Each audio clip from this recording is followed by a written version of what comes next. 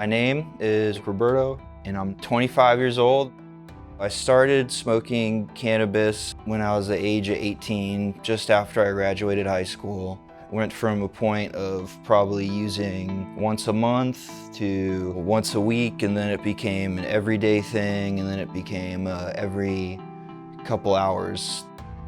It was probably like 2 weeks of the beginning of the psychosis before I actually started to realize that it's not everyone else in the world and everything outside of me that's all messed up. It's actually my mind and my head that's messed up. It was probably one of the scariest and most confusing experiences I've ever had in my life. You were honestly the greatest kid ever, of course. All your teachers would always say to me, "Oh, he's my favorite," every year. You were the typical middle child, always taking care of everybody, which was amazing. You're just the kindest, gentlest, sweetest, most wonderful guy ever. We really didn't know about the cannabis and THC product use until he started going into the first phases of psychosis. He came down one day and started saying some crazy things. I said to Ralph, "I think someone gave him LSD or something, or magic mushrooms. I don't know what's happening." I did not know that somebody could go into a marijuana or any drug-induced psychosis and just not sober up and come out of it. I had no idea what was happening. To see you completely out of your mind, it was devastating, shocking, heartbreaking for all of us, your siblings and me and your stepdad, but it was something I wouldn't wish on anybody. At the time when you're going through it and you're not able to think properly, you're just kind of full of negative emotion, and you feel anger and you feel sadness and you feel disappointment and you feel regret. Where my mind was at in my psychosis was, it was always a paranoia of external things happening. I always felt like someone was gonna kill me. My family being very concerned for my life, they took me to the hospital and I did not want to be there. I was trying to leave. I was trying to get them to take me home. None of them would let me leave without me getting, blood tests, urine tests, so they could figure out what's going on. You were flailing around in the bed, sweating, shaking, trembling, screaming in what it looked like a heroin addict writhing around on the bed. I mean, that was full-blown withdrawals, like from a hard drug. People kept saying it must be meth, it must be this and that. No, it's not, it's THC.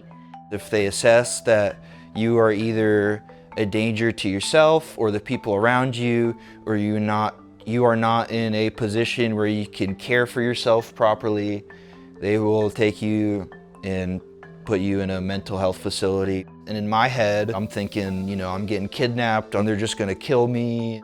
You were so psychotic that you looked me right in the eye and said, "Who are you?" And I said, "I'm your mom." And you said, "Oh, you're my mom, okay." And you were just gone. You were gone. That was one of the worst moments ever, of course, of my life. And then you would call me from the hospital and you would say, "Mom, I think I'm dead. Did I die?"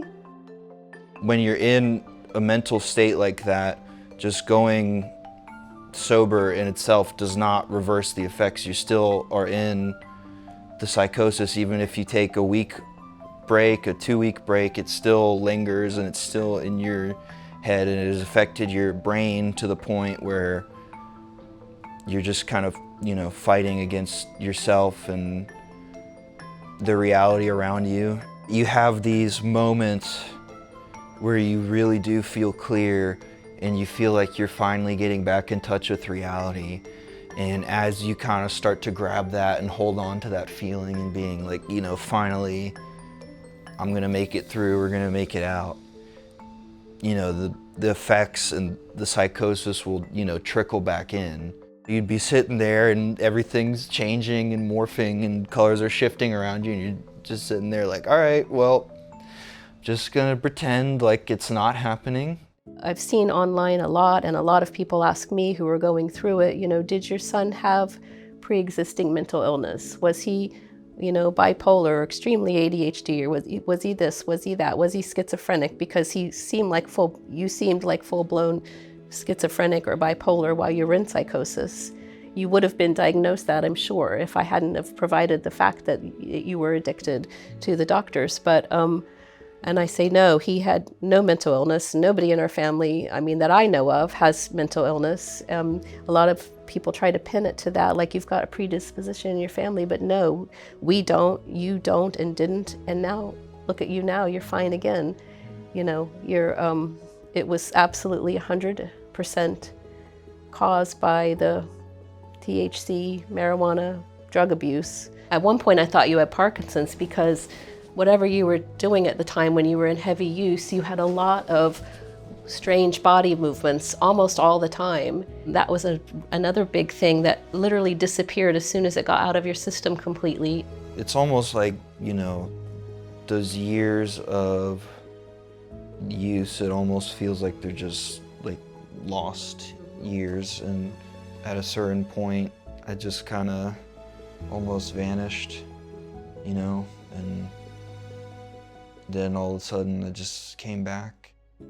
I understand how lucky I was to be in the circumstances I was to receive the help I got, because I wouldn't be here or even made it more than like a month without the support.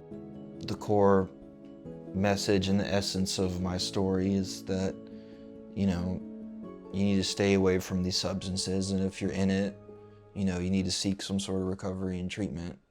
In my head, I know I'm moving in the right direction, but every time you come in, for the first 3 months, I was still, you know, testing positive for THC. And, you know, every time you get questioned, they're like, are you still doing it? Even after first psychosis, you took a year to heal, and it took probably 4 months before I even saw a glimpse of who I know you to be, because you still were suffering so badly with brain damage and delusional thoughts and that sort of thing, and you were kind of a zombie and depressed, and, you know, obviously withdrawal had a part of it, but it was a really long process. And I'm so grateful that we were able to get you the help that you needed. Almost just seemed like good luck that it, you know, because I've met a lot of parents since then who haven't had such good luck. Literally thousands of other parents now, 4 who I know personally now have lost their adult children have lost their lives to suicide because they were so delusional. And many others obviously are suffering almost exactly what we went through. The experience I went through was just nightmarish. I'm on the positive end of the recovery journey, and it's just, you know, when you're recovering, you're trying to get back to that normalcy of life. And I feel like now I'm in a state where I'm in it, and now you gotta just try to keep the momentum moving. Being able to spread awareness about it, it means a lot to me. And I feel like if my story can help just at least one person who could potentially be going down the same path that I was in, if my story helps them to not take that path, then that would be more than enough for me. Love you.